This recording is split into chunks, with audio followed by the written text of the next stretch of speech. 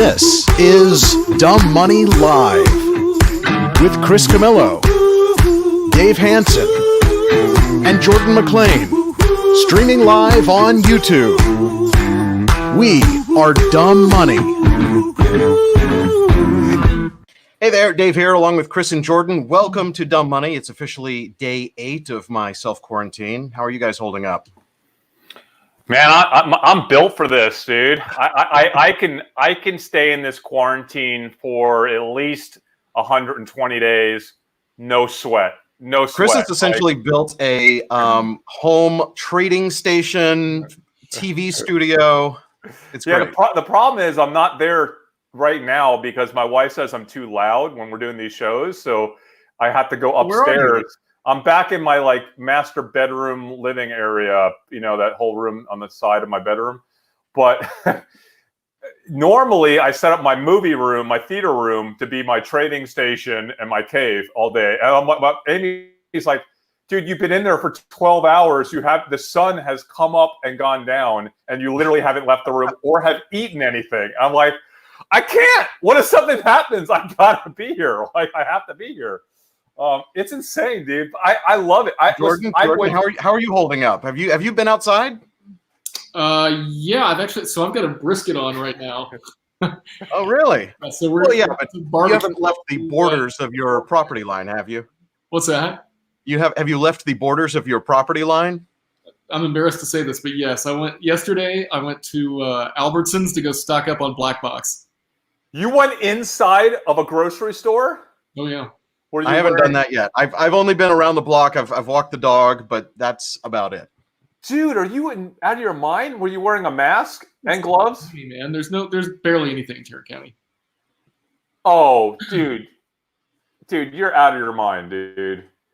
Well, today we are going to be looking for the baskets, and you can wipe down everything, and yeah.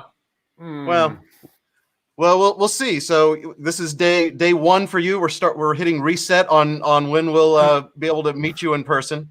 But today we're looking for the market bottom. In the past 22 trading days, the stock market has dropped 30% from its record highs. That's the fastest drop of this magnitude in history. The second, third, and fourth quickest 30% drops all happened during the Great Depression. So let's do a little recap of where we each stood going into the weekend. My portfolio is pretty close to market net neutral. I had a large short position on the SPY to offset the value of my long stock holdings. Now I only have select stocks and not a long position on any of the market indexes. My long positions concentrated in Amazon, Apple, Teladoc, Google, and Shopify.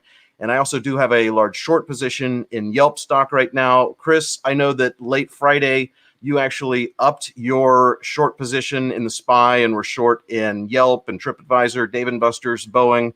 What are your thoughts this morning? Yeah, so I went kind of, deep short late in the day on Friday. I got lucky on my timing. It was right before that big drop. I wanted to be kind of net short through the weekend. I thought the risk reward of the negative news we're likely to get through the weekend would supersede the potential positives coming out of DC in terms of a deal in the Senate, which didn't even materialize. Now the Fed tried to kind of override that with this blanket statement this morning that they were going to do whatever it took. They were going to do infinite QE.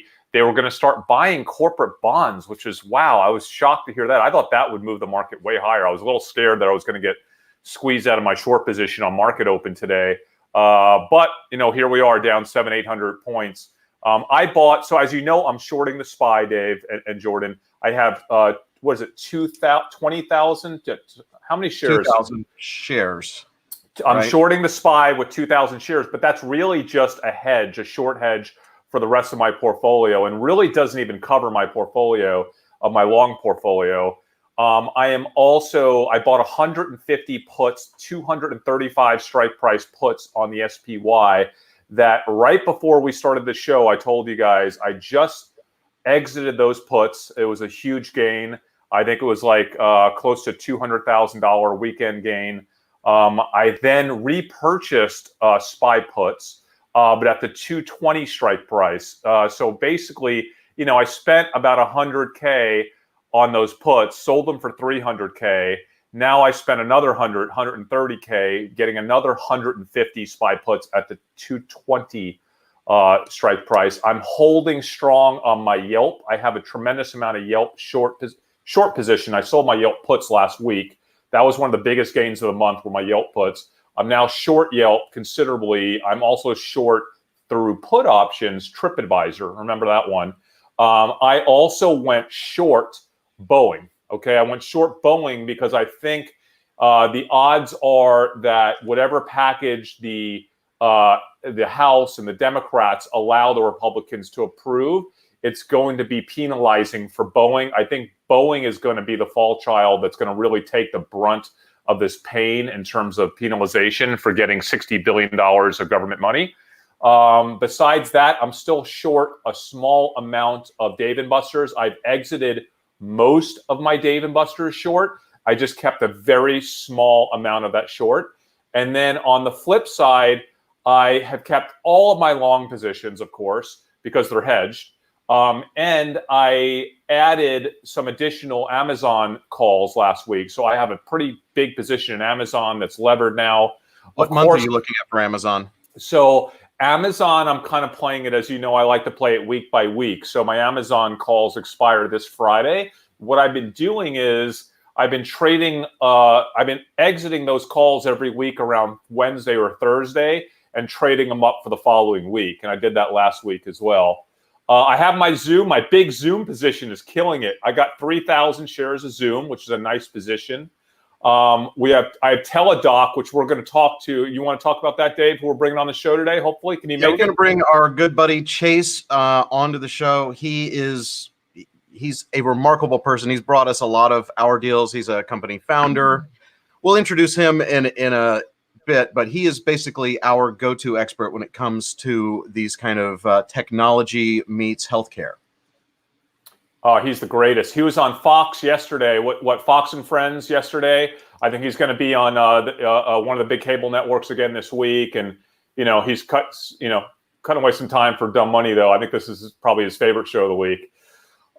In between being on the networks and running his own company, and he has an all hands meeting that he is running for his company. So he's going to have to cut a little short his time with us today, but we're really looking forward to that. That's probably coming up in about 10 minutes. Oh, one more thing, because most of my long positions, I had listed them all on the last show. Guys, if you want to know our entire portfolio, just watch the last show or the one before that. We list the whole portfolio. But I bought some BIL with my cash.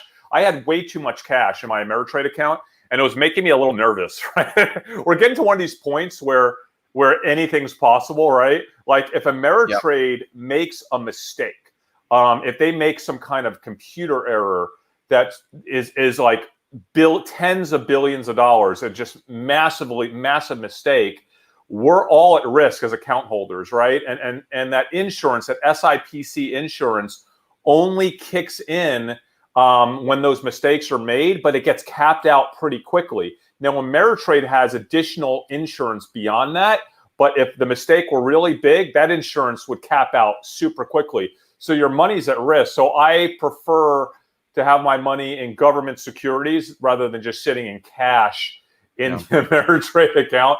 And we've actually already seen, there was a firm in Chicago last week that basically went under because of some kind of over-leveraged position that they were in, and their assets were auctioned. Now, even having stuff like you're still not totally protected. They can sell those off if the firm's in deep trouble. It's really hard to get information on what happens in those scenarios because it's never happened before in that scale. Let's check in with Jordan real quick, though. And what have you done in your portfolio? So I'm holding everything that I've currently got, which is what are your biggest holdings right now? Probably Amazon, Apple, Microsoft. I like you have a little bit of Walmart. Lots of little dividend stocks. But I'm also sitting on a fair amount of cash. that I'm just waiting to put to work. So no hedge, no short hedge for you, right, Jordan? I've got a small Boeing short hedge, but it's for fun. It's not going to make any real money. I think to summarize the three of us, Jordan is the most conservative and least risky with his money. I'm kind of in the middle, and Chris is extreme, trying to. Have you almost doubled your net worth in the past 30 days? So yeah, to kind of go over this, since the start, since this February 20th, which is kind of the start of this, I went short just before the crash. As you know, we were talking about it on Dumb Money a full month before the crash. We were talking about this. So I went short, and my account as of this second is up 2.4 million net since February 20th. So through speculative trades, I've netted 2.4 million in trading gains on an account that's not really that big. It's not like I have a 20 million in my account that I'm doing that with. So what's interesting though is the hedge position, the trading has actually made me gross over $5 million since February 20th. And since I've kept all my long positions, obviously the long positions have lost, almost $3 million. And these short hedges and these speculative bets I put on the market have made 5 million. So net, I'm up like it's incredible. Yeah. So what's so fascinating about this is I'm so nicely positioned now. Once I feel we're getting closer to the bottom, and that's what today's show is all about, to really get a sense for when we feel we're approaching closer to bottom, what we're looking for. Yeah, that moment when we all go from either, completely short to kind of hedging and net neutral to getting back in long, because we're all three very long-term long investors, right? So we're just kind of waiting for that moment to know when we need to pull the switch, when we need to unplug our hedge against the downside, and we're just fully, putting all of our cash back into equities. Correct. And really what we've been doing is, what I've been doing, I think you guys have been as well, is as we've been making money on the short side, we've been taking those profits, cashing those profits, and actually getting longer on the long side. Now we're adjusting our short hedge, but my long positions are getting bigger and bigger and bigger. I'm buying companies I've never bought before, like Restoration Hardware, and even companies like Microsoft and Qualcomm. These are companies I've wanted to own for a while, but they were just too high for me. So when this thing bounces eventually, the goal here, our goal at Dumb Money, since the start of this, these are generational opportunities in terms of trading that don't come around that often. I wanted to double my net worth. I want to double my portfolio over the course of this event, this market event that started on February 20th. I don't know when it's going to end. Let's say it ends in June or July or August or at some point this year. I would like to say that we've been successful trading this if we were able to time everything and get aggressive and double our account size because of this single point generational event. If we can do that, I would say that we did a really good job trading it, right? And I want to remind everyone that when the market was down 2%, that nearly every single commentator on CNBC, nearly every single one said, buy the dip. Oh, what now is the time to buy. That was the most insane advice ever. And by the way, the first 20%, that's all they said. Not till the market was down a good 20%. They kept saying it. Yeah, after it was down 20%, then they started to get a little negative, right? All of them, every one of them. And I mean every single one of them. Every guest on their show, everyone on the show, their comments had the same insight. So, at Dumb Money, we were proudly aware of the tail risk of this event. And we're going to talk about that after Chase comes on. I want to talk about tail risk. I want to talk about what we're looking for to catch a bottom in this market. Is Chase pretty We're close? also going to be taking your comments, so make sure you do that. We are actually streaming on 2 different channels right now. Our original Dumb Money channel, which is primarily focused on startup companies and our meetings with startup founders and that sort of thing. And our brand new channel, Dumb Money Live, which, guys, did you notice we just hit 1,000 subscribers on our new channel? Yes. So if we could just get the other Thank 40,000 to come over and subscribe here, that would be fantastic. But be sure you post. We're responding to the live comments during the live show and the actual under the video comments for the archive. So we will be responding to comments. We did have one, Chris. Flappy Hawk says, is this a good or bad thing that the Fed is willing to print an infinite amount of money? Well, let me just first say that it's not necessarily an unknown thing. They kind of already said that last week and the week before when they were doing, $500 billion purchases. Those are basically up their willingness to do whatever it takes and continue to throw more money into the economy. Those are just overnight events. I mean, that's not really printing money. You're not printing money until you hit the QE stuff, right? Yeah. So basically what's going to happen is that the government's going to put this big package out there, but they're going to have to go to the Fed to get that money, and the Fed's just going to create the money, right? And so that's where you're actually adding to the money supply, and you've got a big risk by being in cash at that point, because things will inflate, right? Yeah. So I don't want to say whether it's a good or bad thing. You can have that debate for days.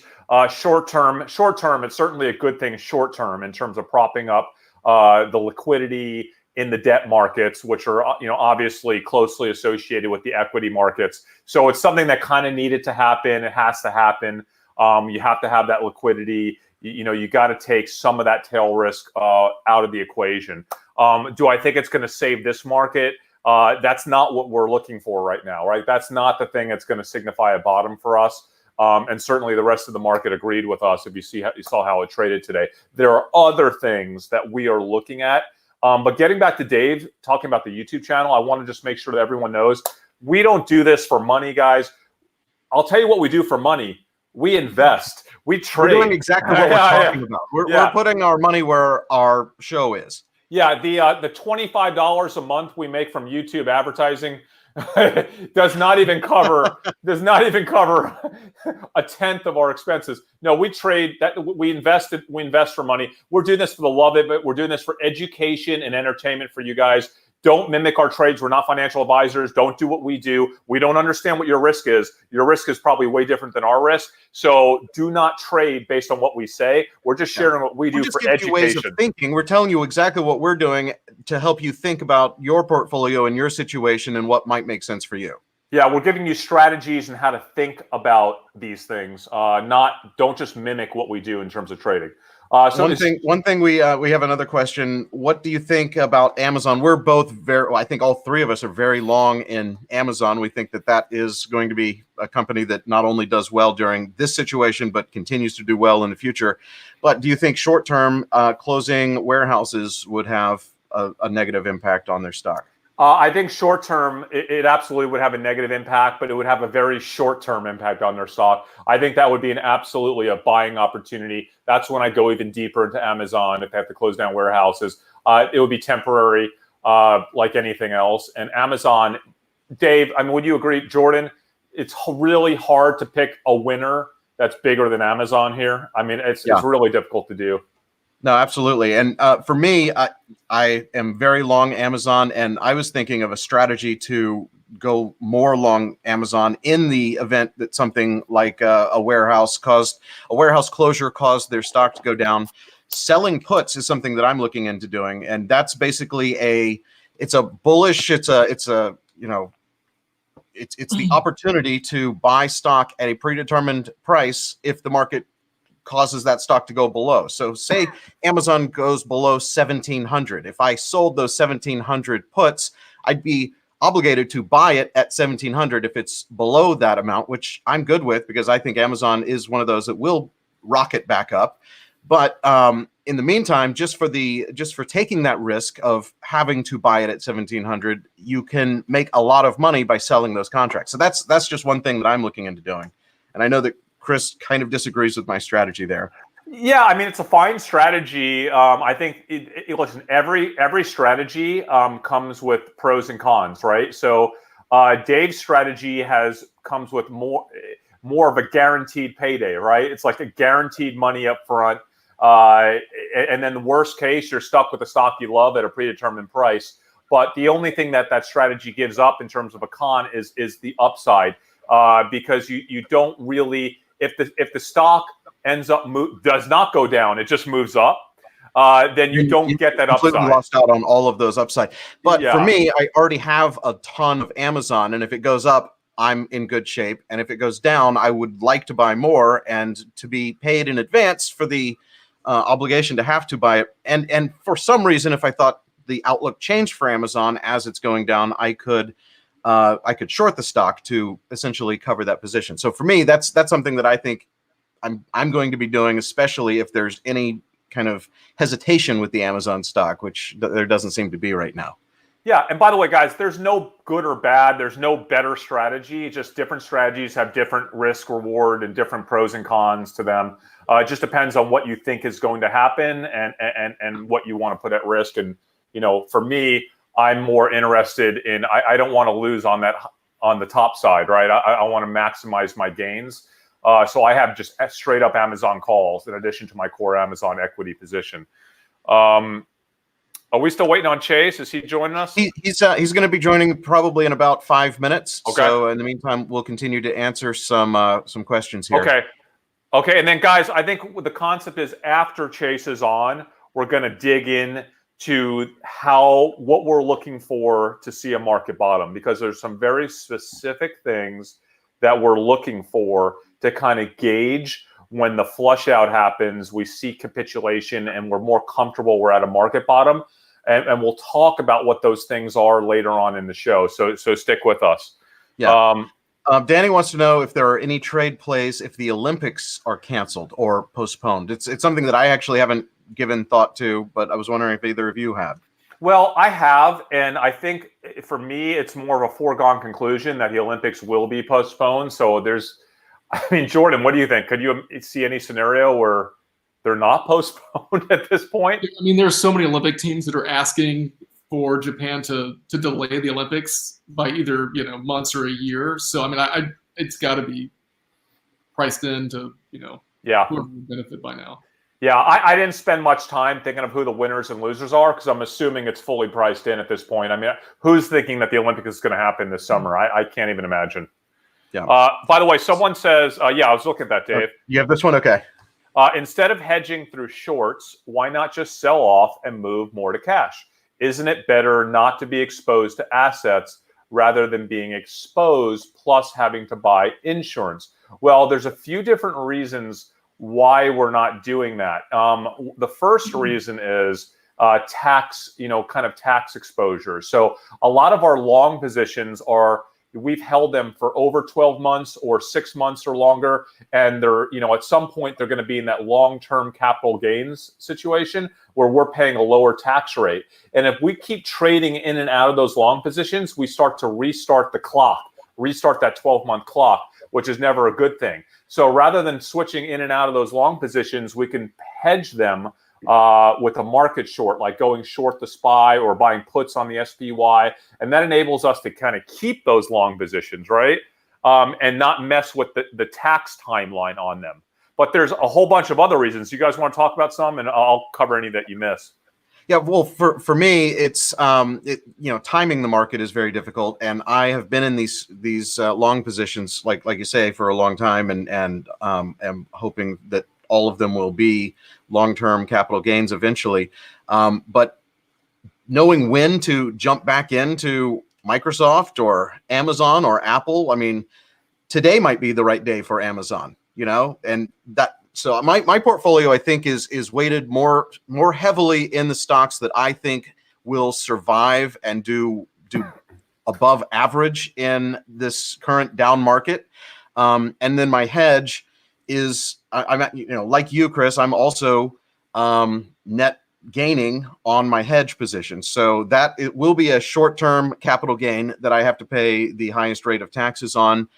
But it's working out better for me than it would if I were just sitting in cash. So I'm making money as the market's going down, and I'm hoping to be, in the right stocks as it starts to go up. And even during this time when most stocks are going down, I think that the few kind of shining stars here with Amazon and Teladoc, which we're going to be talking about in a minute, these are companies that I think will continue to do well. And Zoom is one that I didn't get in. It's up 20% today again. Are you both in Zoom? Yeah, I am. But let me just say one more thing real quick there's there's trading mechanics. It's a really important piece of it, guys. So there's not a lot of liquidity in the market right now. So actually the function of trading in and out of 16 different stocks is next to impossible. If the market takes a quick bounce and a turn for the upside, having to repurchase those stocks or double my allocation those stocks would be horrifically difficult mechanically, especially with the bid and the ask spreads. So mechanically, to purchase the most liquid equity in the stock market, which is the SPY, and to either short that or go long that or hold options in that is a single mechanical trade. So it enables us to be able to balance our long versus short position in real time throughout the trading day with a single trade, and a trade that's on the most liquid asset that has really nice liquidity and really small spreads between the bid and the ask. So just mechanically, there's no way that we can trade in and out of 15 stocks all day long, right? Based on how our market mood and what our sentiment is and the information that's flowing in and out of the market. So that's why we love doing this with a single point SPY. Now, we're still doing some random put trade, various stocks that we want to play. But that's kind of our core reason for doing going short or buying a put on the SPY versus just trading out of our allocation of stocks. And then also we want to speculate too. So we're actually, in some cases, we want to be more short than our portfolio. So most of the last month, I have been 120% short. Right? So I've covered my long positions with my short hedge. And then beyond that, I kind of increased the short to go even beyond my long position. So when the market was dropping, I wasn't just not losing money, I was actually making money as the market was dropping. So long answer, but that's why we did it. Yep, I agree with that. I did see that Chase popped on and then dropped off while we were explaining that detailed answer. So hopefully he'll be back on with us in a second. I'm going to call him and tell him to get back on right now. Let me call Chase here. Here he is. He is back. Okay. Here he is. We're now on. So Chase, a good friend, colleague of ours, company founder. He's a venture capital genius. He specializes basically in the merger of technology and healthcare. And he's actually an MD, not a practicing doctor, but he went to medical school purely to be able to better analyze the medical side of these tech meet healthcare companies like Teladoc. So Chase, welcome. You're on for the first time on the live show. You've been on the pre-recorded shows several times. And Chase is one of those guys that we've been texting. Like I've been texting like nonstop through the day, through the night for the past couple of weeks, and just getting his opinion. He's getting our opinion on the market. So it's awesome to have you on the show. RX Define is his company. We won't talk about too much today, but it's one of the coolest startups out there in kind of the pharma space, Teladoc pharma space. So Chase, we own Teladoc, and Teladoc is kind of the only way for most investors to trade or to invest in telemedicine, because companies like yours and all the ones that I know that you know of are usually private. So like Teladoc is it for a lot of investors. So can you tell us kind of what you think about the sector in general? And what I really want you to tell us today is, when this whole thing is over, if it ends this summer or later on this year, is telemedicine going to fade away, or is this like a whole revolution that's still going to continue to grow even after this whole kind of virus catastrophe is over with? Yeah, so good question, Chris. I'm going to start off with some of the behavioral trends that are taking place right now. I mean, first and foremost, this is something that us as a society, we've actually never been through an event this significant in our lifetimes. And as a result of this event, there's going to be a number of new habits that will be formed. And those new habits that will be formed, patients have never really had that opportunity to get used to telemedicine.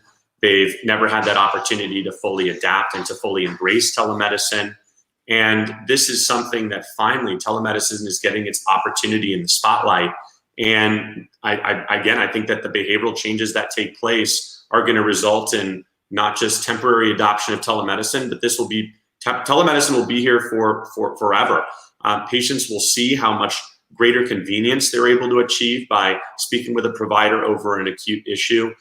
through this type of online channel. Research has shown that health outcomes are just as good for telemedicine-enabled areas. So again, I think this is here to stay.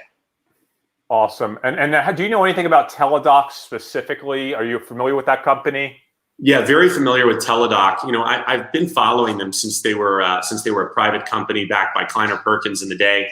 They'd always been hovering somewhere around that $5 billion market cap point. I've been waiting for them to finally take a break once they had taken that IPO. This is obviously a phenomenal opportunity for Teladoc.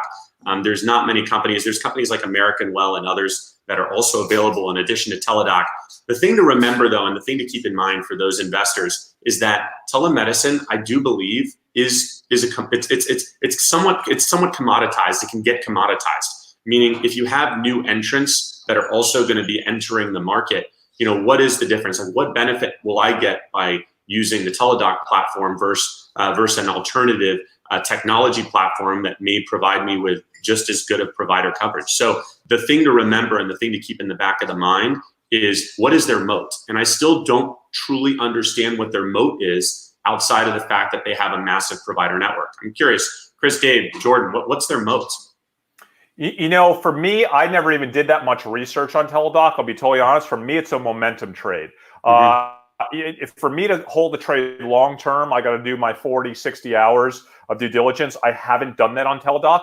I did it because it was like right time, right place. This thing's going to fly right now. I'll figure it out later if I want to stay in it long term. So it's interesting that you say that. And I think before I held a Teladoc well beyond this whole drama that we're in, I would want to answer those questions. Jordan, have you done any research at all on them? No sound. Yeah, I don't hold Teladoc right now, so I'm not researching at all. No. The only telehealth, I don't think I've got anything in the telehealth.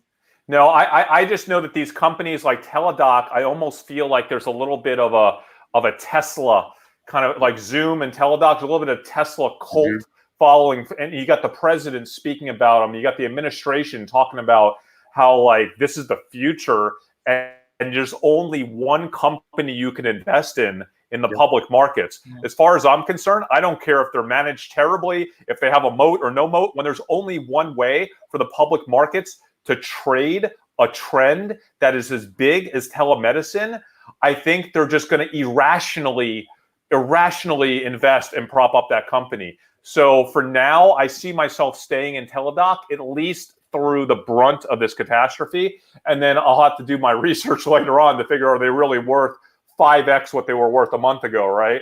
Once this whole thing is over. Dave, what do you think? The other thing to keep in mind I see this as a momentum play. This is something that, you know, it is a once in a lifetime opportunity for a company that would benefit from people wanting to stay home but still needing to go to the doctor. How often do you get this kind of like incentive to try a new product? And, you know, I just see this being the one that you can invest in. It was like the moment that the White House lawn announcement of telemedicine being, you know, embraced, and the market was still open. It was still open for like 30 minutes, and Chris and I think both bought at the same time during that spike and market halt of Teladoc. So we're crazy speculative investors when it comes to that. So we didn't have any research or any background, but the more I think about it, the happier I am that I'm in it. And it is like, I was going to say, Chase, do you know anything about Schrodinger? Someone's asking, that messy Asian dude is asking, that's his name. Any thoughts on SDGR, that Schrodinger? He says they recently IPO'd, and while in private, they were one of the higher valued AI drug discovery companies. Ever heard of them? I've heard of them, but I don't have any thoughts on the company. Haven't had too much time to dig in, but I'm happy to get back to them after we've done a little bit more digging. The other point I just wanted to add, by the way, on the Teladoc piece, and sorry to shift back there, I just want to mention this, is you're not just competing with other companies. Health systems are developing their entire telemedicine programs. For example, the Mount Sinai School of Medicine or Mount Sinai Hospital has an enormous telehealth system. In fact, just so you guys know, they went from 25 consults a day 2.5 weeks ago to now doing over 1,000 consults a day.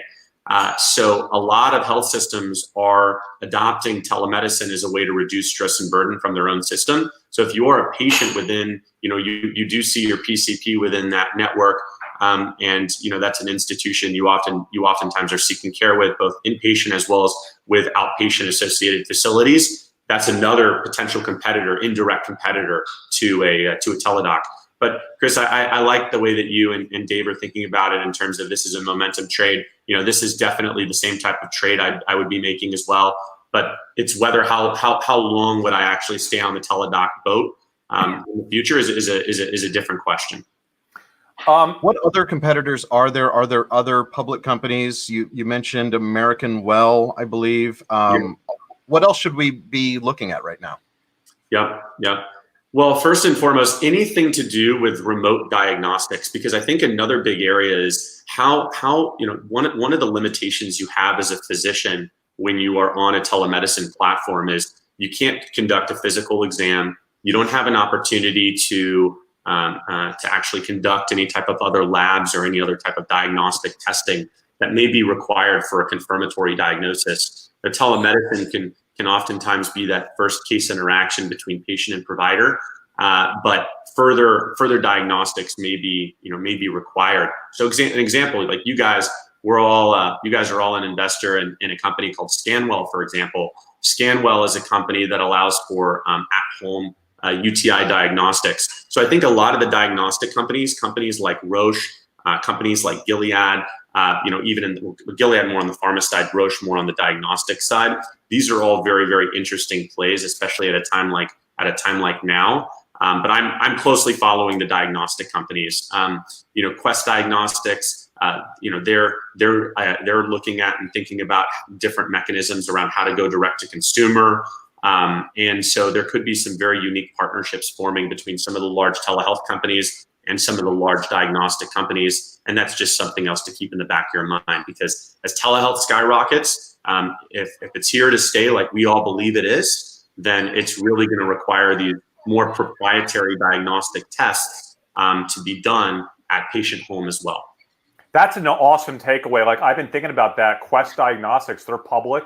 Mm-hmm. I'm going to look into Quest because diagnostics could be the play here that people aren't really appreciating as because everyone's thinking Teladoc, but Quest could benefit as much as Teladoc and has not increased to the degree that Teladoc has, right? So Quest Diagnostics could be an interesting trade. I'm going to have to look into that more. Before we let you go, we know you have a huge day. You're a founder of one of these companies right now, but real quick, I know you're talking to a lot of surgeons. You're talking to a lot of heads of hospitals. You got your medical degree from, where do you get it from again, Chase? Mount Sinai. Mount Sinai, which is just one of the absolute best schools in the country. So, what are you hearing on this whole situation? Have you been talking to doctors, hospitals, or how bad is it? Just give us your viewpoint before we let you go. Yeah.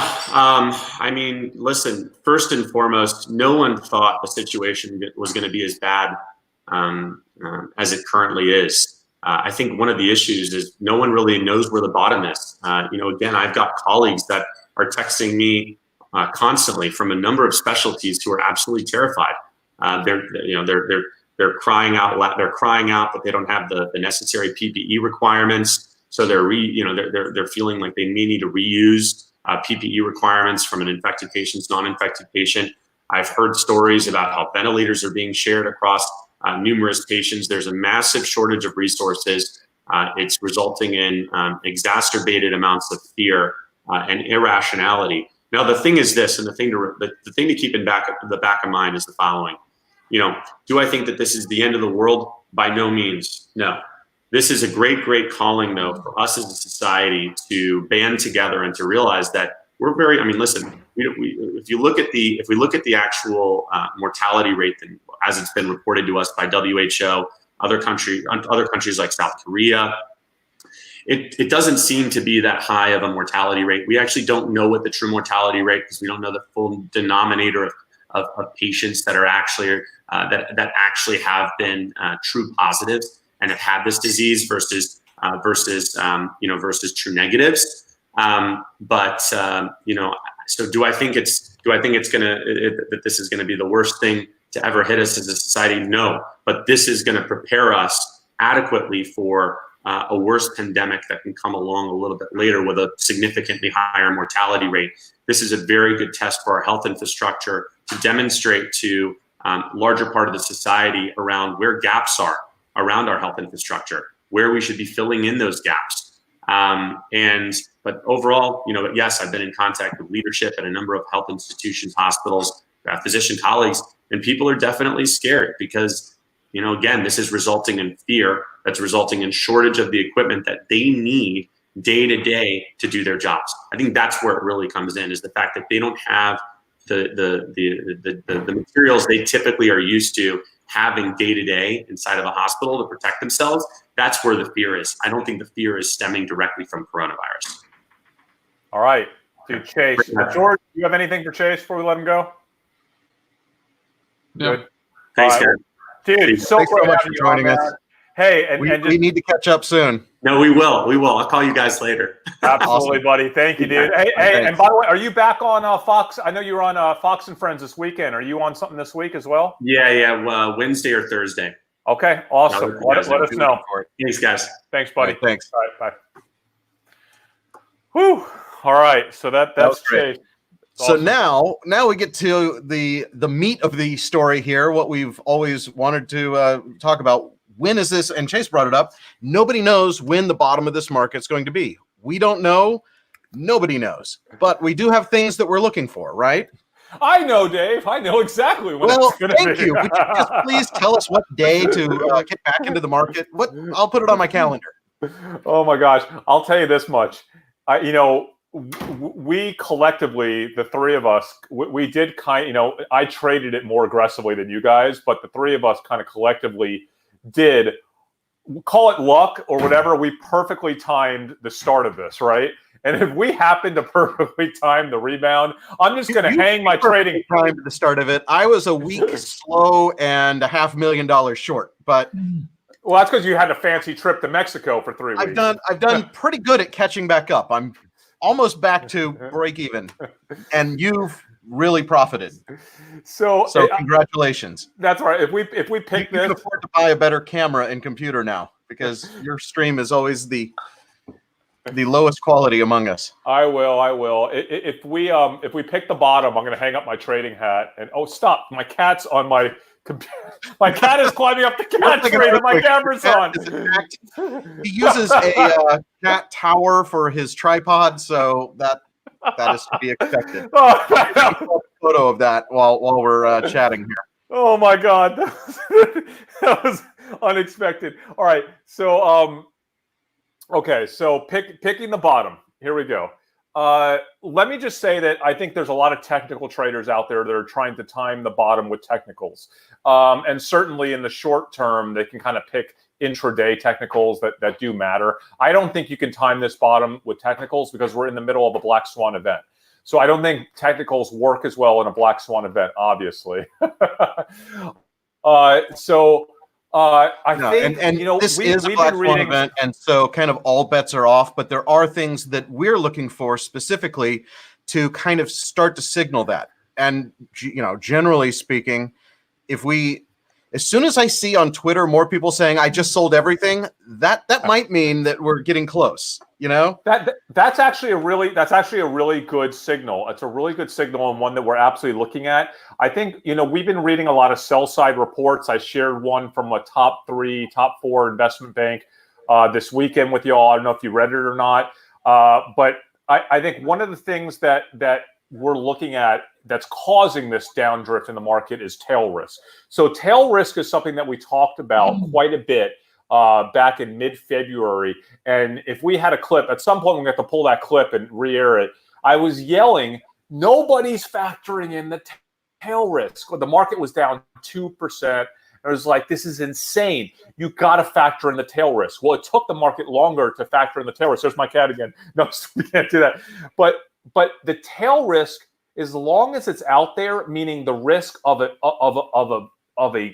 insanely terrible situation, like a depression, even a situation like unemployment goes down unemployment goes up by 30% or 40%, something crazy like that. That's tail risk that we can't even really measure. Until we can figure out what the tail risk, get the tail risk off the table, the market won't bottom. So let's talk about what the tail risks are, and then we can start to scenario model out some situations that would signal that the tail risks are no longer there. So in my mind, one of the biggest tail risks is unemployment. We need to understand what the unemployment is going to be in this country as a result of this. Is it going to be 5%, 10%, 15, 20, 25, 30? Until we can kind of wrap our head around what a worst case scenario is, the market's not going to bottom, okay, in my opinion. Yeah.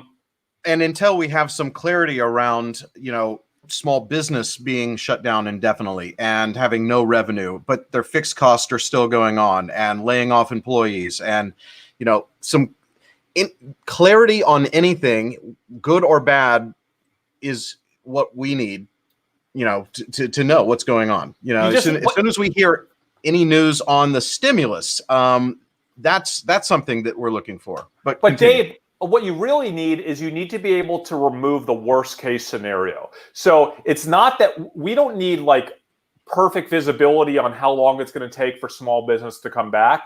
What we need to understand is the worst case scenario. What is it? And we have to get that off the table, or at least understand it, right? Right now, we don't even know what the worst case scenario is.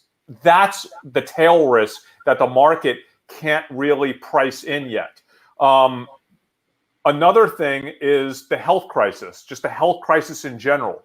We still don't know how bad this whole thing could get, and more importantly, how long it can last, okay? So if we can wrap our head around the fact that this thing is going to end worst case in July, it's terrible. Don't get me wrong, it's terrible, but at least we would know, hey, based on everything we're seeing, 98% chance this is done in July, right? Yeah. We can't say that. Even if, like, worst case scenario, we knew that it was going to be July 2021. Yeah. That would be better than not knowing and just going day by day saying, well, let's give it 14 more days and see what happens.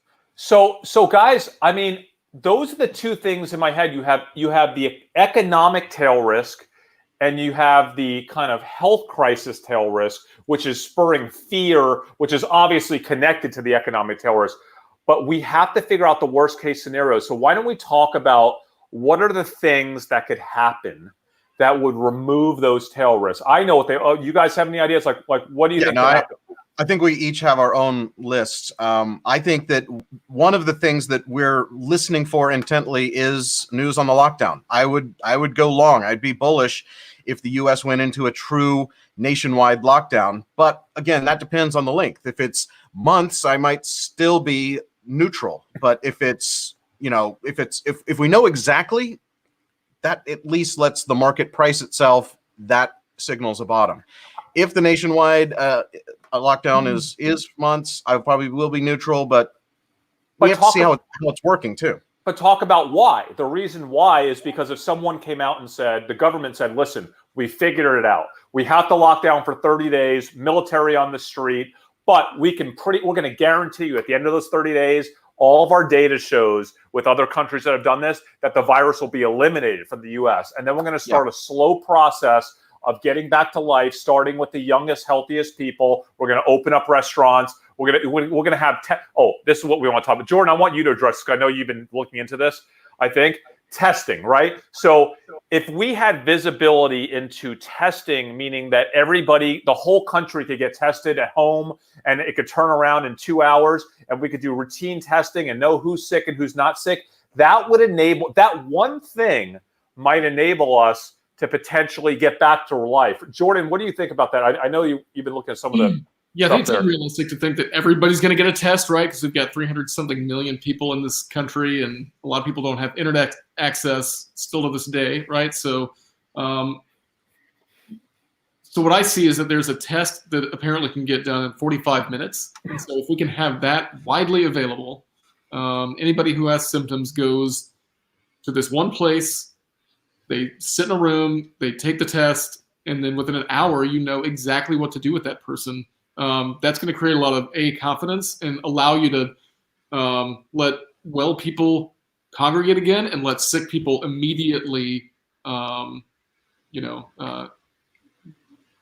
be identified. And that quick result test, that 45-minute test, is widely available in South Korea. Right. As soon as we have news that the U.S. has the quick test, that's a huge signal that the market can then adjust itself, and then we kind of know where we're going in the future. But yeah, so the test is a big part of it. You identify them, you go after every single person they've run into contact with, you give them the 45-minute test, and then you don't have this huge mushrooming of the problem. You can go and attack just by contact tracing and doing really quick tests, which we're just not able to do right now. So that's one thing that we're looking at, right? Is like the testing has to be there, and it's not there yet. The other thing we're looking for is just some sort of visibility into what the future is going to look like. It could be a combination of the test. I think even more important than the test, if we can get some evidence that some of these therapeutic treatments are actually working, right? Like I know there's a few of them being tested right now. There's remdesivir, that's going to come out pretty soon.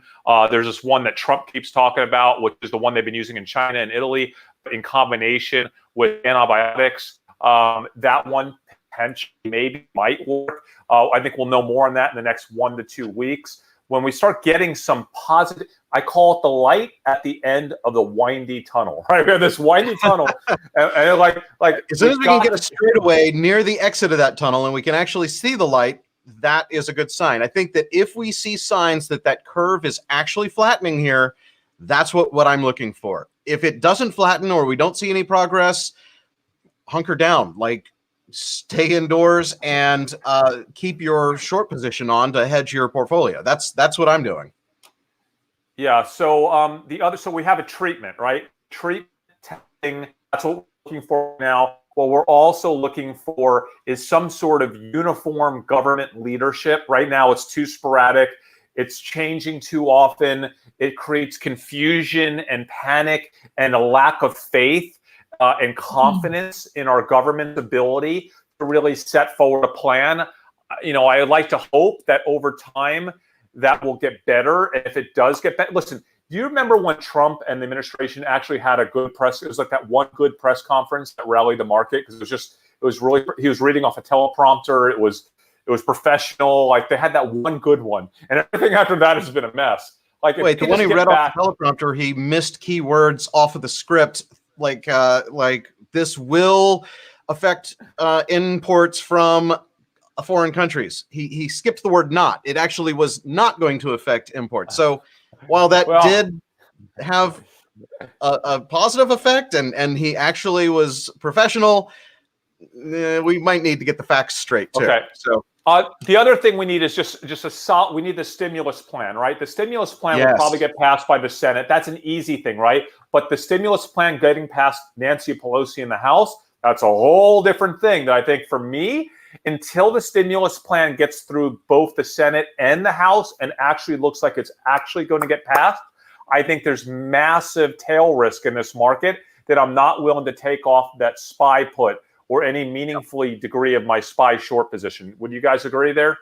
I absolutely agree. I think the clarity on what is going to be agreed to and that both sides are willing to sign off on it.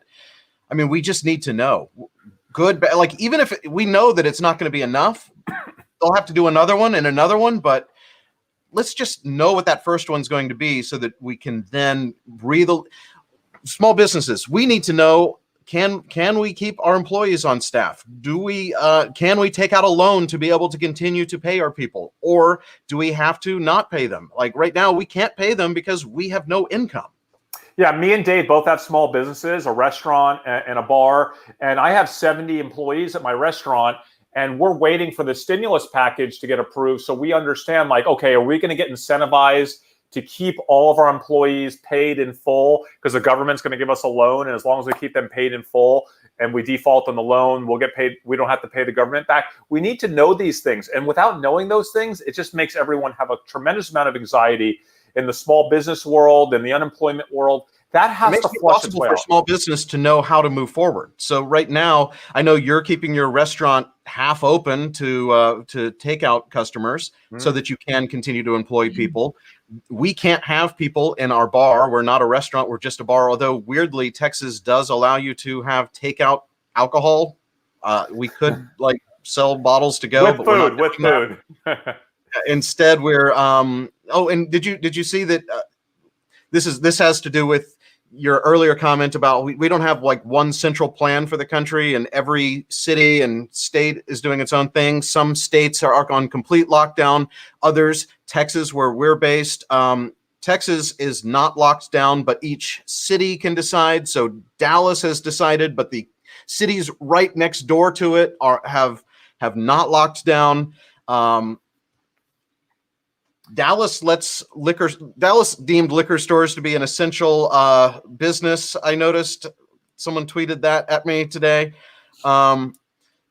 There's just not one central answer, and until the entire country is kind of operating off of the same playbook, this thing can't be contained if half the people are still running around not properly social distancing.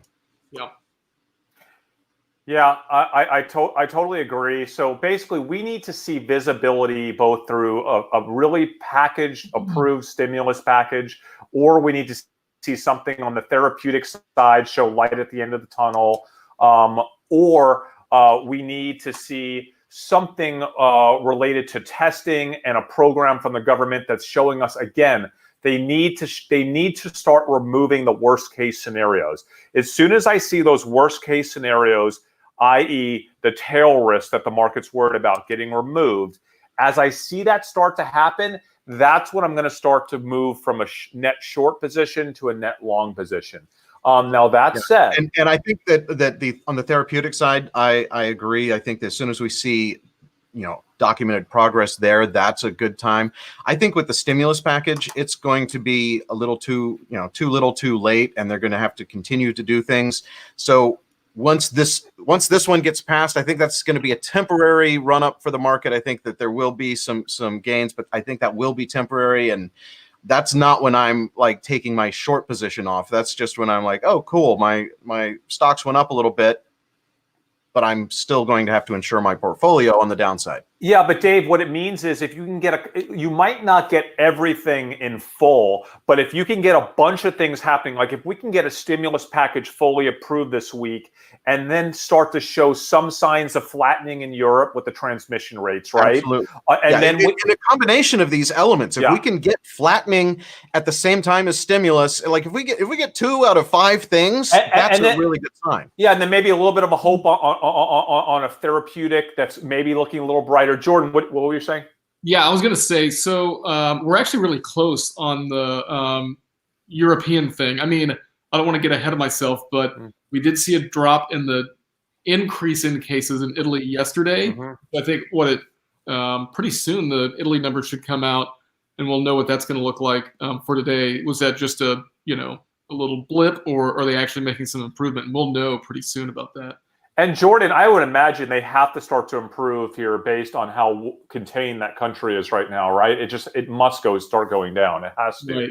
Yeah, I mean, that's the hope. So that could be really good news. So listen, it's not any one thing, but if we see kind of a function of these different elements that we're looking for start to show improvement, like we're getting closer to a passed bill in the House and the Senate, getting closer to a true flattening in Europe, getting closer to some of these therapeutic treatments, starting to show real promise. These are the levers. These are the levers that we're looking for. And as we start to see them, we'll start to shift from less short to more long. Okay. Now there's one other thing that I want to talk about that I'm looking at, and that's just purely based on market pricing. If we start to see any type of true market flush out due to a panic situation, that could happen if the Senate does not approve the bill today, or if Nancy Pelosi in the House comes out and they're like, listen, we are far away, this thing is not happening, and we get a panic situation tomorrow or Wednesday, and the market comes down another 15% from here, maybe 20% down to kind of that 200 for the S&P level. If I start to see that type of a capitulation flush out, at that point, the risk reward starts to kind of change a little bit, right? And even if I'm not seeing the things I want to see on the tail risk side, just purely based on price opportunity in the market, I'll start to shift that short to long a little bit further along. Okay. No, I absolutely agree. I think both that price kind of level where you think, oh well, regardless of how long this goes on, I'm good at that price, or time. Like, you know, there are stocks that I know are going to do well 18 months from now, and so at some point I might just say, okay, well, my portfolio, the number in that account may go down, but it's not money that I need today. This is long-term going to go back up. There may be a point when that downside hedge no longer makes sense for me, even when we haven't seen signs of flattening of the curve or therapeutics or stimulus. You know, any of those things, you know, might be outweighed by that price. And I think what's really important to understand for our subscribers, that we're going to go back to talking about the same thing we've talked about every episode, having a prepared mind and modeling out these scenarios in advance. So all of these different triggers that we're discussing today, these are scenarios. We're playing out different scenarios that could happen today, tomorrow, this week. And we know that if, you know, Jordan's waiting for the Italy number right now. You know, if the Italy number comes in dramatically lower today, like at 2,500, right, or 3,000 new cases, we have run that scenario, and that's a scenario where we're absolutely going to go a little less short and a little more long just based on that one data point the second it's released, okay? So we are running every scenario, and we already know the degree to which we're going to shift our long-short position based on the results of that scenario. So we're not reacting. We're being more proactive in terms of we already know exactly what we're going to do when this thing happens, and then we're going to do it when it actually happens. So my cat is all over my cat stand my cat stand camera tree. Oh my gosh! In the room? What? Well, he snuck in the room when my kid walked through to get to my. They're going back and forth to the bedroom, and they open the door. Anyway, so prepared mind, scenario modeling. I want to get to questions to finish this episode out, but before that, I want to talk about one thing that I saw when checking G-Trends, Google Trends search traffic this weekend.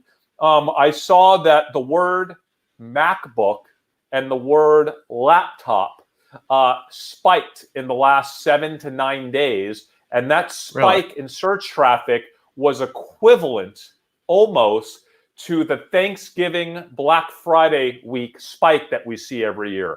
That is unbelievable. What that means is that I think we're seeing a massive increase in purchases of laptops and MacBooks and hardware that is equivalent to Black Friday week. I mean, wow, that has to be great for Apple, probably great for Microsoft as well. And listen, just something to think about. I'm considering maybe just tacking on a little bit more Apple today, because I think kind of like Amazon, they have something going on here that's very positive, even at the worst of this situation. So I would be cautious there. You know, they did come up with a new MacBook Air and then a few other things last week. So we might want to make sure that the other things that I think they come out with a new or updated. It's definitely a MacBook Air, because Chris, I think you might need to get that one. Yeah, but Jordan, like this, when they come out with those things, these are spikes that only happen. Like I'm talking like Thanksgiving, Black Friday week style spikes. Like that never happens when they release a new product. Yeah. So if you pull a chart, you pull a chart on the word laptop or MacBook, they'll spike every Thanksgiving and they spike again at Christmas, right? Yeah. And then just because that's when people are just spending, everything spikes then, right? So you going to add some Apple? I was kind of thinking I want to add Apple anyway. It's just like one more positive thing that I think is going to kind of help kind of subsidize the revenue they're losing from having all their stores closed, right? It's $100 discount right now. I know. It's still, I mean, it's not super low, but not super low, but yeah, I'll probably add a little Apple though for sure. So anyway, I just wanted to mention that new iPads as well. All right, what questions? Oh, cruise. Hey, what are your thoughts on the cruise industry? Cruisers gonna cruise. That's what we've been saying, right? We live and die with that cruisers. By the way, Dave, I mailed out all of these T-shirts to all the people that won them from both those episodes, or Cruisers Awesome. Gonna Cruise T-shirt, but they are available for anybody that wants to buy them. We don't make any money off them. We just put them up there at cost on our merch. What's the merch store, Dave? You can go to dumbmoney.tv/merch or shop.dumbmoney.tv. It's basically we have all kinds of stuff, including I ordered some new stuff. I got this new mug. It's the new larger size, which I really needed. We designed a bunch of stuff for us. I got a new hat. Oh, there's a new hat on there. Oh, the new hat, trucker hat. Too. Yeah. So we basically, we use these like print on demand things so that we can have stuff with our own logo on it so that we can wear, and we decided to put it up for you guys too. So dumbmoney.tv/merch if you want any of it. It's all really high quality stuff. So Dave does a great job with it, killer job. We hired a graphic artist to make this T-shirt. It's amazing. The Cruiser's Gonna Cruise. So here's the deal: Cruiser's Gonna Cruise. I'm standing by it. It's gonna happen. They're gonna cruise, but the cruise companies might be bankrupt before they come back and cruise. So I'm not saying that RCL is still a good investment, but for me, it's my funnest investment. I did buy outright shares of RCL today at $23 or $24, whatever. I just bought some outright shares. I still have my original Cruiser's Gonna Cruise options at the $60 strike price that expired January 2021. I feel less good about those. I don't even feel great about the stock I bought today, quite honestly.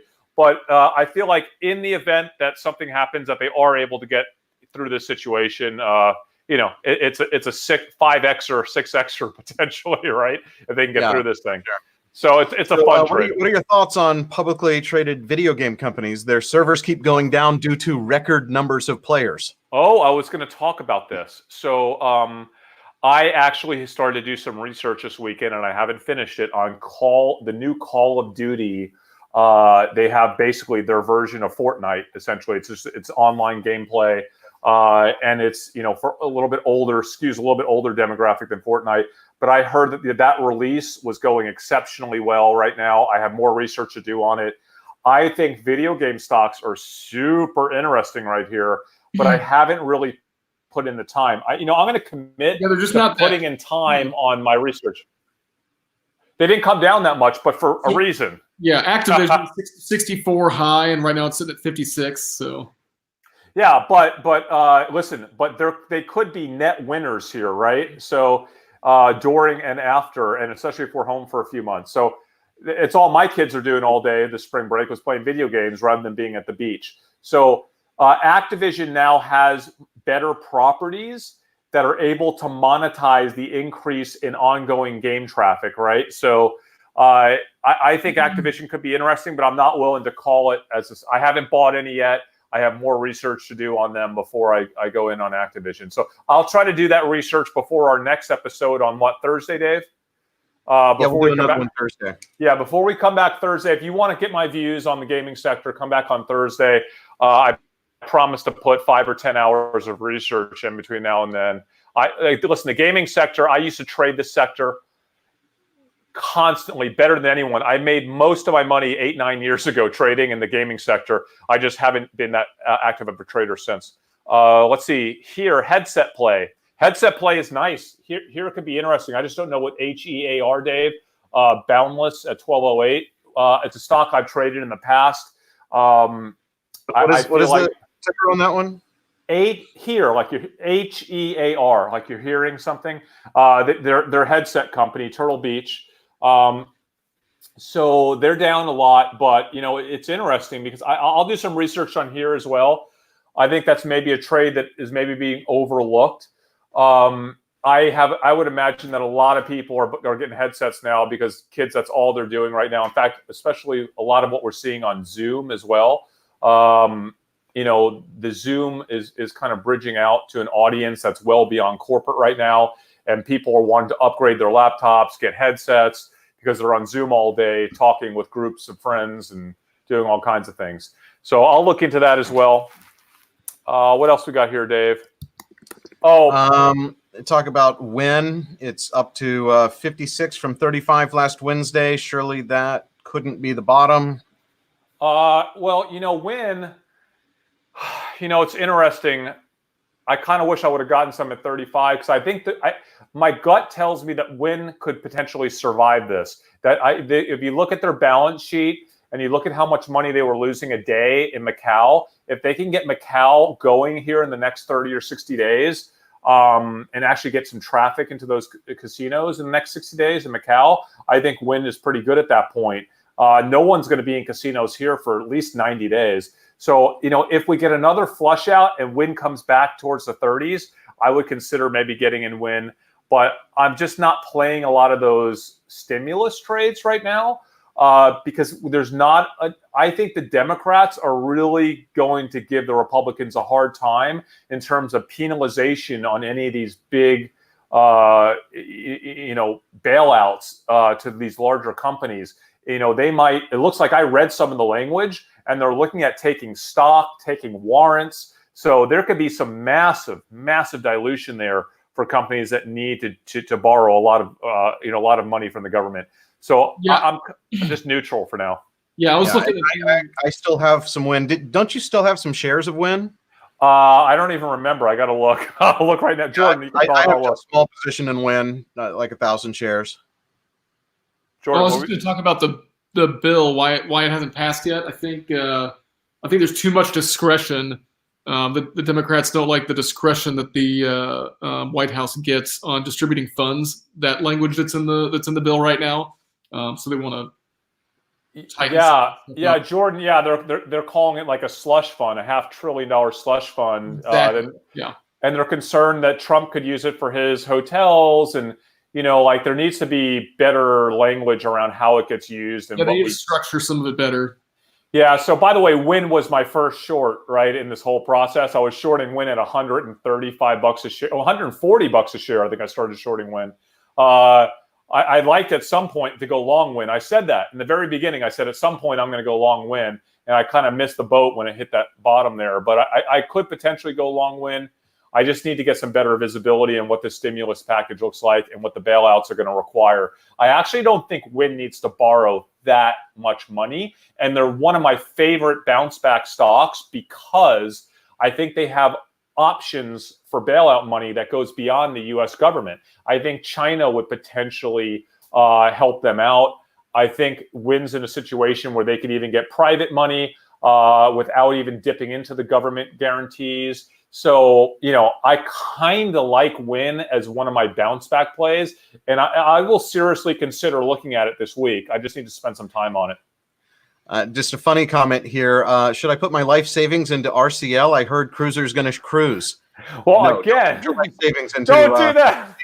Don't do it. Don't do that. Even though we love the hashtag and the T-shirt, it's very risky. I don't know that Cruiser's going to cruise. I know the shopper's going to shop, though. My Amazon is, I think, where I'm going to put my life savings.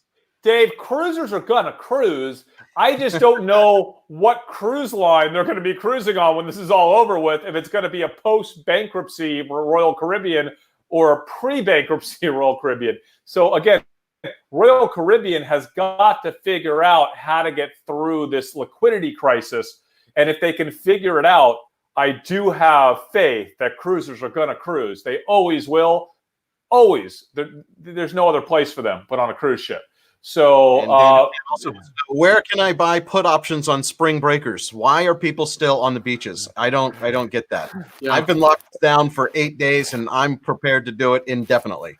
Spring breaker. Nice little trading station here. And as you may notice, I've upgraded my studio. I've added some additional set decor. I like it, Dave.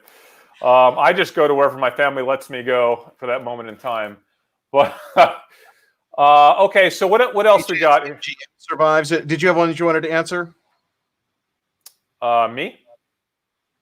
No, yeah. I'm scrolling questions right now. I saw a question that I can address. Somebody said that Chris should get a 16-inch MacBook Pro. Not going to happen. Chris likes the smallest, lightest, flimsiest laptops you can possibly find. Yeah, so my still- MacBook is what. Literally has like an outdated, intentionally outdated before they changed the MacBook, not the Pro, not the Air, but the MacBook, which was that really great design, super small.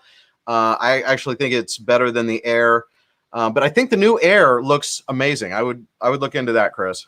Okay, I'm going to check into the new Air today, but I do love this MacBook. I spent, what, $1,700, the most spec'd out MacBook right after they canceled it. I had to buy like a refurbished one because it's so small. I can literally like almost stick it in my pants. It's so small and walk around with it. Okay, so interesting to purchase SPY puts. When I look at the 210, this is Rick Goldler at 1208. When I look at the 210 strike, either March 27th, 31st, or April 3rd, they're all down. Does that make sense? Well, yeah, it makes sense because the Dow is recovering here in the last hour since our show started. So, yeah, I mean, it makes sense. By the way, the puts that we buy are weeklies. So, like, I have ones that expire this Friday because the premium is just so insane right now. And I always buy them slightly in the money, usually. Are you holding American Airlines still? No, I sold American Airlines at a very slight profit to basically break even the day after I bought it, or a few days after I bought it. Yeah. Right when we got that information on the stimulus having issues. So I think we bought it and sold it at about $14.10. I'm not holding any of the airline stocks right now. No, thank you. I got to see what the stimulus is going to do first. Let's see. Send people up, work remotely. Oh, Best Buy. I was at Best Buy yesterday, line out the door. What? It's kind of what we've been talking about with hardware, right? Like, yeah, if you need a laptop to work at home. guys, I mean, understand that every single student in America is forced to finish the school year from home, okay? So a lot of these students have like junky old MacBooks and stuff, and they're like, wait a second, if I'm going to work from home the rest of the year, Mom, Dad, can I at least get a new computer, right? Because like I got to be on video conferencing now with my teachers. And I don't like hearing line out the door. Why not just go online to bestbuy.com or Amazon or apple.com and just have that stuff shipped to you? Well, Dave, and then spray it down with Lysol on your porch and let it sit for 48 hours and then open the box. Well, that's what I'm doing. I know, but some people like, I don't know. I have no idea why people are not buying the stuff online, but they're not. Breaking news. Italy down again for new cases and death. Oh God, what are they at, Jordan? What's the number? So the new case number is 4790. What's that? So that's positive. That's what I'm saying. Yeah, it's down. Okay, it's positive. Okay, it's down, but it's not down to 651 yesterday. Today 602. Still awful that they're done. Okay, so like light of this, but it's down, but it's not down as much as I would like it to be. To where I'm like, that's like I gotta reduce my short right now because of that number. Yeah. But we're ratcheting down, which is nice. Yeah, it is nice. It's nice to see. I don't know how which we would expect with how quarantine. I mean, it's not, things aren't yet, but I want to see those Italy numbers come down into the 2000s. That's what I want to see. That would be a really positive turn of events for Italy. By the way, on Best Buy, I'm not buying shares of Best Buy because there's a line out the door. I'd rather own the manufacturers like Microsoft and Apple over Best Buy. I agree. So, by the way, like I said, there's all these companies people are talking about. It's not like this is not a good buy or a bad buy for us. It's an opportunity cost. So it's like, well, we might like that company as a bounce back company. We like this company better, right? So we're trying to make the best decisions for us on some of these trades and some of these bounce backs. Chris, any question for you? Why do you buy money in the money puts rather than out of the money? Great. Oh, that's an awesome question. Let me explain why. And we'll talk about this on our options episode that we'll do on Dumb Money pretty soon. The volatility is so high. Option premiums are higher than they've ever been before. And because of that, the curve of option premiums as you kind of go from out of the money to in the money is not as extreme as it normally is. So for me, I don't see a lot of value purchasing out of the money options. My in the money options are not that much more than the out of the money options is what I've been seeing. So what we'll do is we'll run scenarios where we say we'll purchase the option at this strike price, or we'll purchase it at a much more conservative strike price. It's in the money. And if the stock drops, or if the market drops to where we think it's going to drop, how much money will we make in each of those scenarios? And a lot of times we're making almost as much money in the conservative scenario than we are in the risky scenario where we're having to purchase out of the money options. So in that situation, why would we want to put all that money at risk purchasing out of the money where we lose it all if the market doesn't make a huge move, when we can purchase in the money options where the market kind of stays the same or just moves a little bit in the direction we think it's going to move? We actually get all of our money back where we would have lost all of our money on the out of money. So like, that's why in the money, you're only, if the market doesn't move, your in the money option will diminish in value just for the time value, but that underlying intrinsic value of the option will still be there if the market hasn't moved. So instead of expiring worthless, it expires what it would have been without the time value. Yeah, and also understand that, we're not throwing a few $100s or a few $1,000s in these options. When we're buying these options, we're usually investing six figures, right? So we're purchasing, anywhere between $100,000 and $300,000 of call or put options when we're doing these trades. So like, it's not money that we just want to lose entirely if the market doesn't make a sudden move in our direction. Like, we have to be a little more conservative than most speculative traders who are just playing around with play money here. Yeah. So, and just playing around, I will buy if I'm putting $100 into something, I'll buy some out of the money. And that's more of a gamble. That's like going to Vegas and putting it on red and hoping for the best. But if you're making an investment, it's with $100,000 in an options play, you want that $100,000 to still be worth $80,000, even if your directional guess was wrong.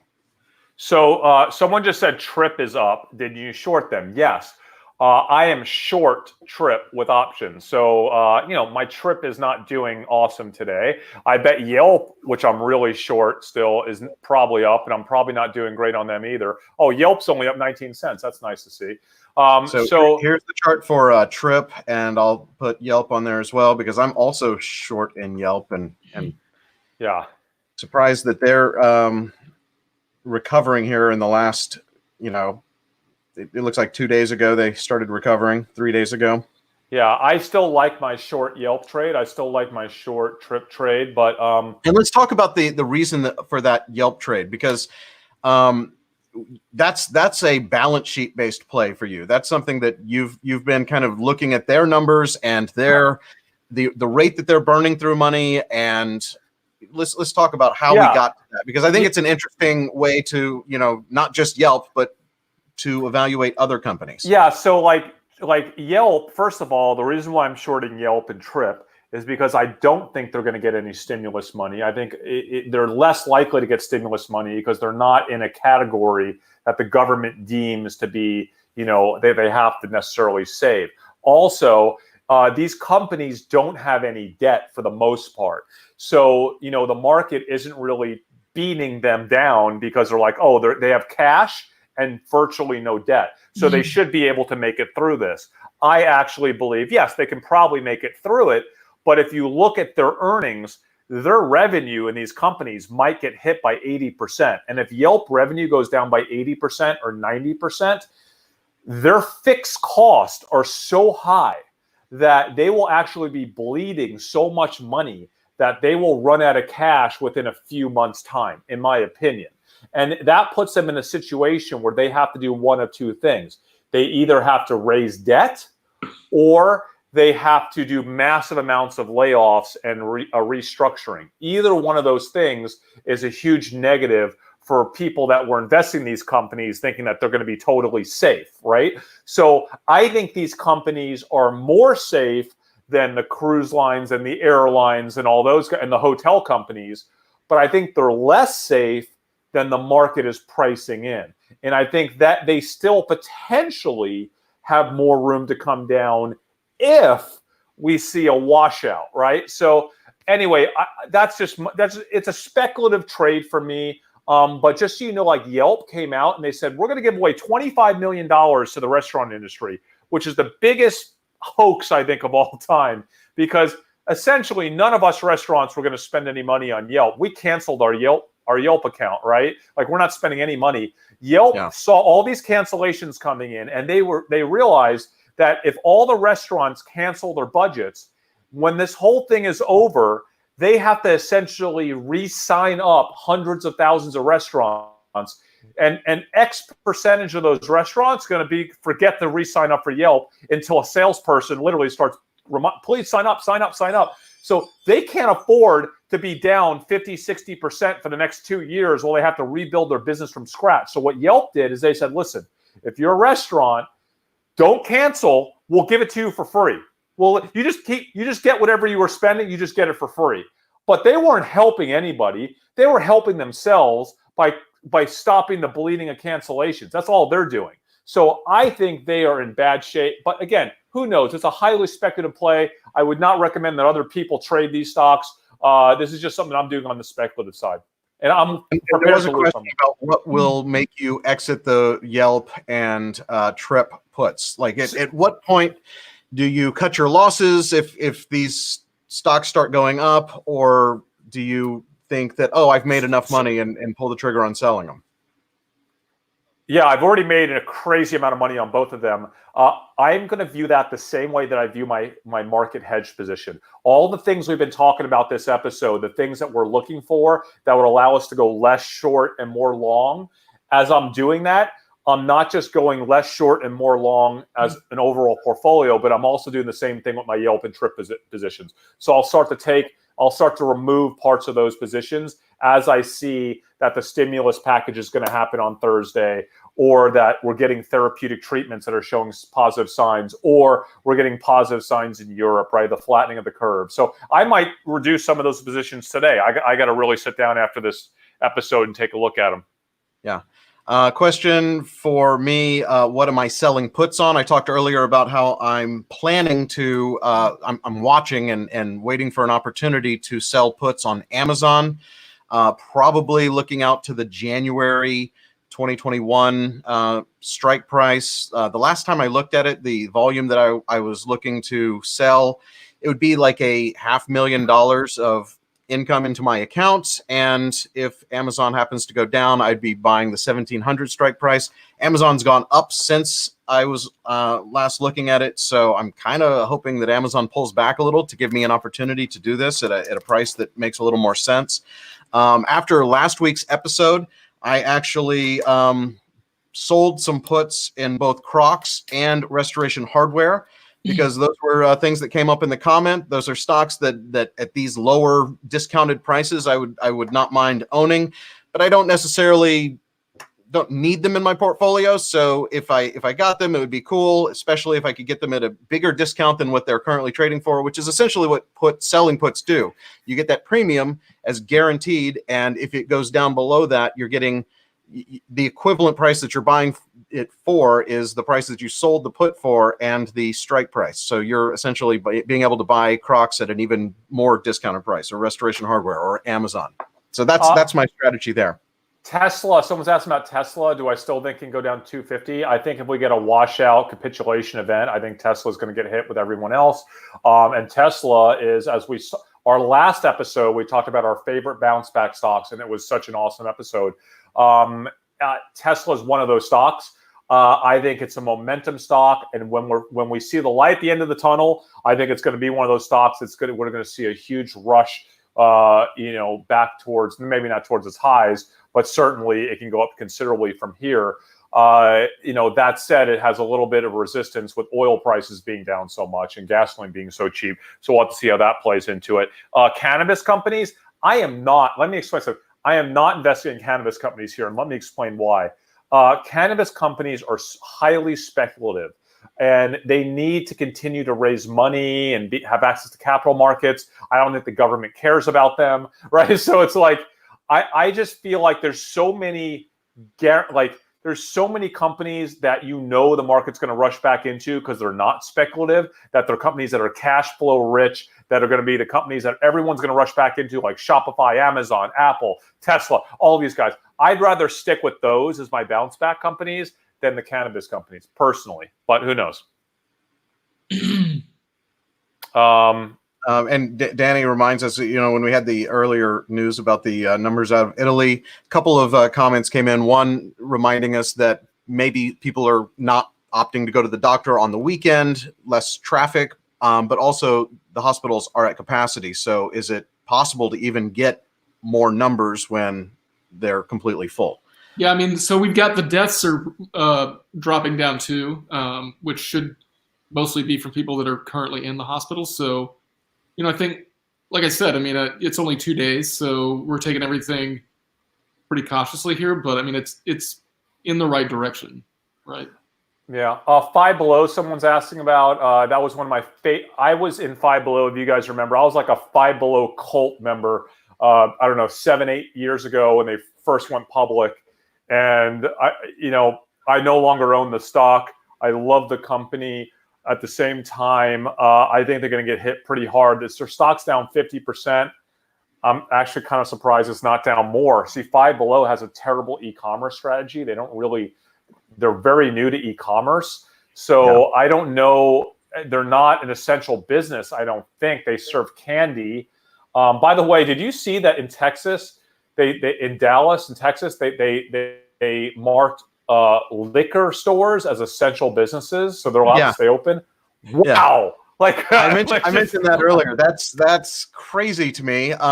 So obviously grocery stores and food delivery places and things like that, but liquor stores is on the list. There were a couple others that I found a little odd. Yeah, super weird. So Five Below. If you're stuck at home, you need your bottle of wine. We should do a drinky drink episode. Like Dumb Money After Dark. Amy had my wife Amy had a Zoom happy hour last night with a lot of her friends, and I think she has another one tonight.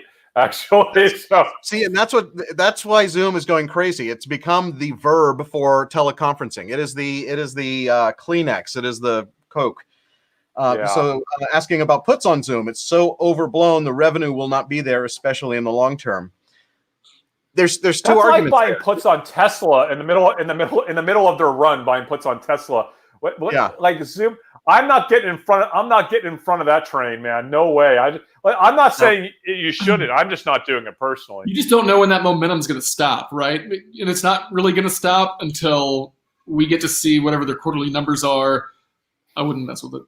As soon as offices are open again, there will be less people using Zoom. But you could make the argument that, people will still communicate that way, and there are people working remotely, people working in different offices. I think that Zoom is one of those things that the experience, the actual using of the product is so much better than the other teleconferencing platforms, at least for me, the ones that I've used.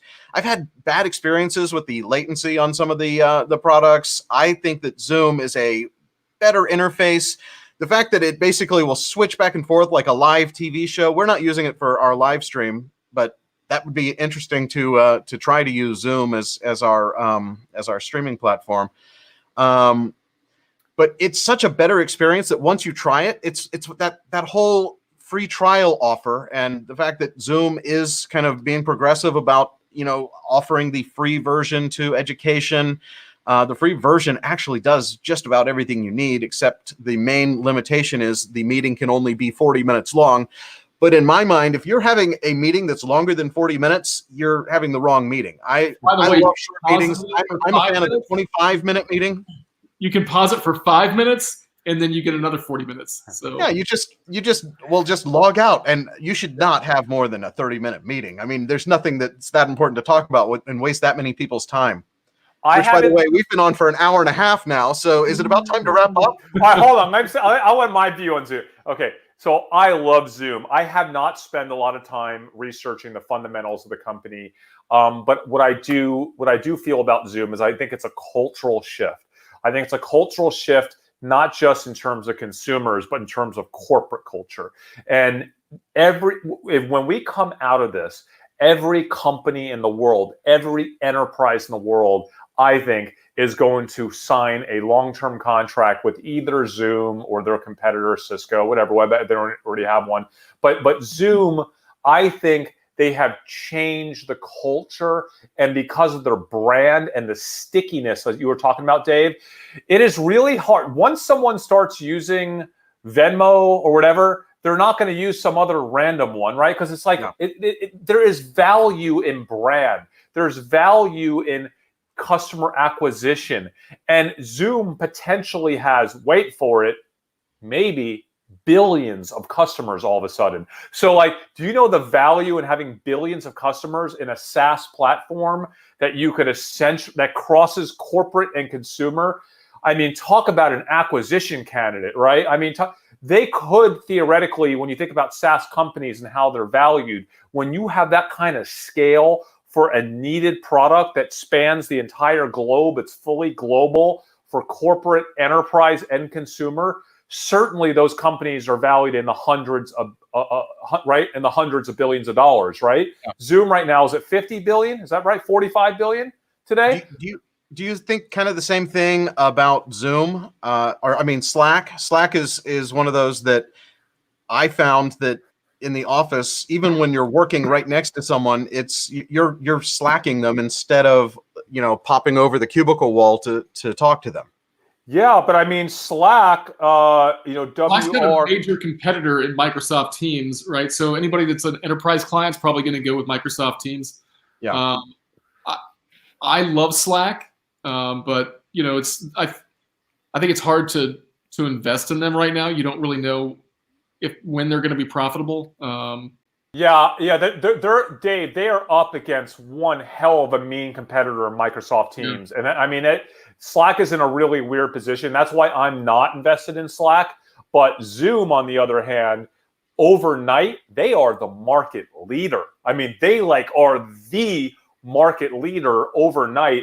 And gosh, I mean, think about the opportunity for Zoom. I think it's exciting. Zoom is my Tesla. Zoom is my Tesla. All right, it's going to be my Tesla. It could be a little crazy staying in Zoom at these levels, but it's going to be even crazier when they're 150 billion. I don't know. It's like I'm willing to roll the dice with Zoom because I think the underlying cultural shift is strong enough that I think it could end up being one of these, you know, what do they call a weekend Wall Street weekend, like Reddit companies, right? The millennials going to get it. So like I'm just. Listen, it's a little bit of a fun trade for me, but I could see Zoom being part of my long-term portfolio when this is all over with. Yeah, I'm watching Zoom also. I didn't buy when you did. I really wish I would have, but if I see a little bit of a pullback in it, I'll probably pick up a few shares. Yeah, and so I've been adding to my Zoom over the course of the last few weeks, and I'm currently at 3,000 shares of Zoom, which I kind of I feel comfortable in that neighborhood for my portfolio. Of having 3,000 shares, that's the kind of the right positioning for me on something like Zoom. Look at that chart. This is since they IPO'd. It's out of control. Oh, good timing on that IPO, right? Let's see. I'm just looking. Better. I want to make sure we get all of our comments here, guys. I have so much research I got to do. I got to trade into the close today. We should probably end this, but I do want to say one more time. And I expect that phone call 30 minutes before you make any trades. Okay, so first of all, Dave, I want to reemphasize, guys, if you're watching this on Dumb Money and not Dumb Money Live, you have to switch over. Please, I beg you, go to Dumb Money Live and subscribe today because we're going to stop doing our live episodes on Dumb Money, and you will not get the notifications if you're not a subscriber to Dumb Money Live. And when you do that, can you please also hit the bell when you subscribe? Hit the bell so that YouTube actually notifies you when we do our live episodes. But we're going to move all the live stuff to Dumb Money Live. The good news is today we are seeing twice as many people on the live channel as on the original channel. So we're getting close to turning off the original channel. If that's the only channel you're subscribed to, you will miss these live episodes. And we love doing these. we can't make the original Dumb Money shows right now because we can't meet with the founders and we can't run around and do the crazy things that we like to do on that channel. So it's all about Dumb Money Live these days. Yeah. So, and by the way, I don't want to say how much we appreciate you guys. It's so fun for us. Our dream was to be able to have an audience of people that cared enough to kind of engage with us and learn. And like, this is our life. This is all we do. It's all we think about. We are traders. We are investors. We just happen to be killing it right now. But if we didn't have you guys to share it with, it wouldn't be nearly as fun. So I'm going to turn this off and start yelling at my TV and all the people on CNBC for the next 2 hours until I can get back here and talk to some real people on Thursday. Real quick, Orlando guy, he's definitely a longtime fan on all of the channels. He mentioned Zoom, Skype, Slack, and Discord. Thanks for popping in. And when does Discover or CNBC make you an offer to buy the show? Tell them, get on Twitter. Get on Twitter and tell them they need to buy. Let them know that we're doing amazing things over here. Yeah. Let's see. Do we have anything else? Chris, what are your predictions about Restoration Hardware earnings report coming up? I do not know. I do not know. I do not have expertise. I did buy Restoration Hardware last week because I felt, but I have not done the proper research. I'm not aggressively invested in RH. It's just something that I felt I really want to be part of that. If I get smarter around RH in the future, I'll discuss it on this show. But I only invested in it because I feel that they have the right, they're going to be part of this cultural shift that we're seeing right now towards big brands that are doing things the right way. Like they are the Lululemon of furniture. Let's just put it that way. And I love Lulu. You know that. So I don't know what their earnings could be catastrophic next week. I don't even care. They're down like 70%, right? That's where we bought them. Is 70% down? Yeah, they're a little lower than when you bought. They're at $80 right now. They actually dipped to 75 today. Okay. Maybe I'll add a little more. Who knows? And that's where I sold puts instead of buying the stock. I sold puts, so I'm already making money. Okay. Update on Starlink. Can we talk about that? Yes. Me and Dave closed on our investment. The timing was not awesome, but we closed our investment in SpaceX. What, 2 weeks ago, Dave? 2-3 weeks ago? So yep. Me and Dave are owning. Now, Jordan decided to pass on this one because, it just happened to be, we closed during a full-fledged market crash. And Jordan is pretty prudent with his money and pretty smart and conservative. And he's like, I'm just going to chill out right now. I'm not going to make any illiquid investments in crazy space companies. So I do not blame Jordan for I do not blame him at all for sticking out. But we rolled the dice with it. And I think Starlink, we have kind of some, I want to call it some pretty good information from people that are involved with the company that the Starlink IPO is not going to happen this year or next year, probably. It's probably maybe a 2022 type of thing, but that's okay. Like I said, this is a big long shot investment for us, and we just want to be part of it. And we're in it for these spinoff IPOs. We don't think that SpaceX, their stated mission is to not be a company that goes public or makes money or all of these things. They're kind of this dream of what space could be, but all the technologies that they're doing have the possibility of being spin-off companies. And as an owner of SpaceX shares, we would be able to participate and own shares of the IPO companies that spin out of it. So that's why we're in it, and I'm excited about it. There was some other company. It's not just Jordan that bailed on the idea of investing in startups. There was something else that I passed on. I can't remember which one. This is a difficult time for everyone, and so we're trying to keep our portfolios alive, not lose money, make money where we can, and we're going to just be as transparent as possible and tell you what we're making money in and what we're losing money in, and that's what this channel is all about. Yeah, I think the biggest thing is, instead of going and investing in stuff like SpaceX right now, I can keep that cash, and then when I see things start to level out, I've got a really good buying opportunity at that point. Also, we have a startup that we're about to invest a lot of money in, and we'll talk about that on a future episode of Dumb Money. So, we're kind of conserving our private investment money. for some of these big ones that you guys will learn about. I want to talk about this, and Jordan, maybe you have an input on this because it seems like right up your alley. Waste management systems, the Orlando guy, 1242. Since most people are home and generating more garbage, that's interesting. So I saw that comment come across, and I've been thinking about it. Our guys, so, we're serviced by Waste Management, and they show up at the exact same time that they did beforehand, so I don't think they're running into any capacity issues at home.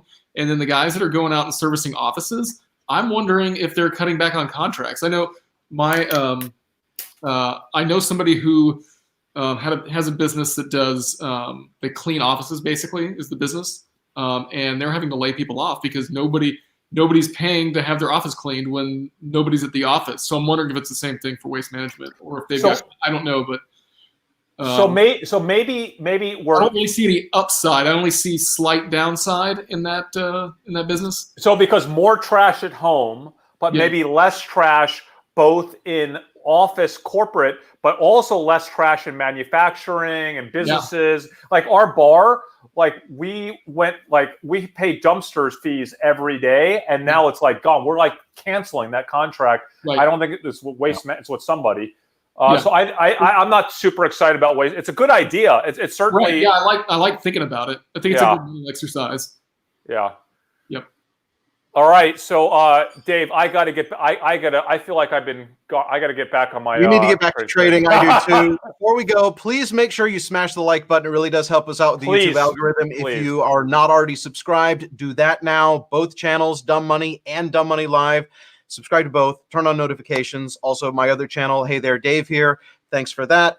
We're also on a podcast. You can catch up with all of our live episodes. We repackage those on Apple Podcasts, Spotify, Google. We're on all of them. Thank you guys so much for watching. Stay healthy. Stay home. Keep social distancing.